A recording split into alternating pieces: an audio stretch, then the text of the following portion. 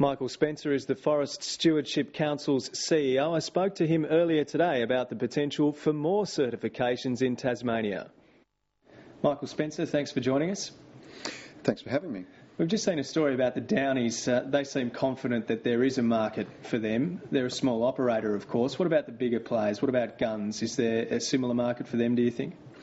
I think the experience of the last 12 months has shown the strength of that market.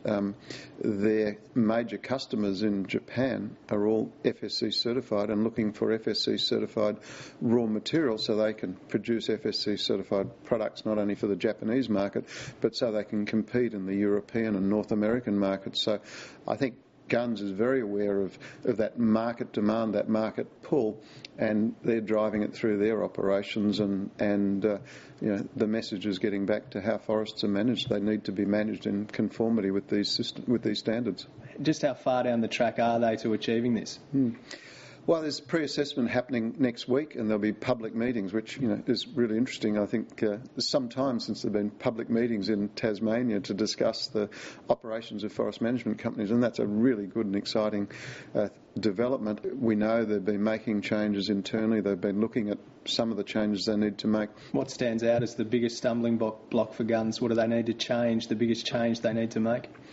A bit hard for me to say. I'm not the auditor, but some of the things that obviously are important in the FSC system, and if you look at the history of certificate holders in Australia, a lot of the changes have been around what we call the environmental standards. The protection of endangered species and biodiversity has been a big area of change required in FSC.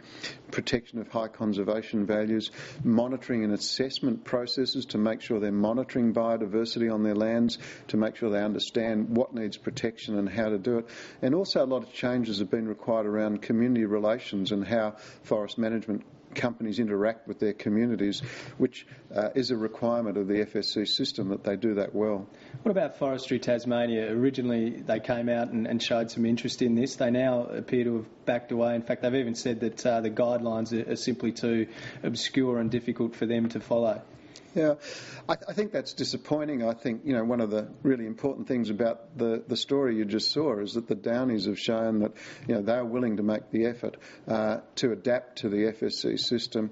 There's no doubt FSC requires a different way of managing forests, and that's the challenge for Forestry Tasmania. We really need to move to a market-focused system of how we manage our forests in this state and nationally. Forests are a great asset. We need to look at all the multiple values of those forests and how we maximise them.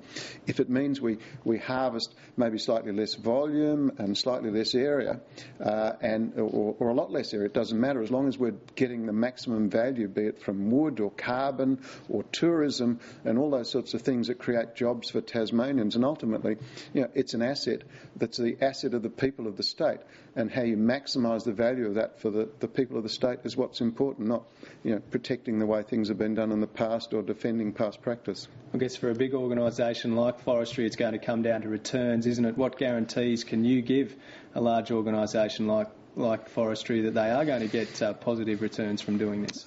Well, it's not my place to be critical, but the returns Forestry's been delivering to Tasmania haven't been great the last couple of years, so I think now is a really good time for a rethink about how they operate and how we manage forests in Tasmania. I think we saw in the unemployment figures this morning, we need to be focused on jobs, and there are a lot of jobs that have been lost because Tasmania hasn't been able to offer FSC certification to the customers. Let's focus on what the customers want and how we deliver it.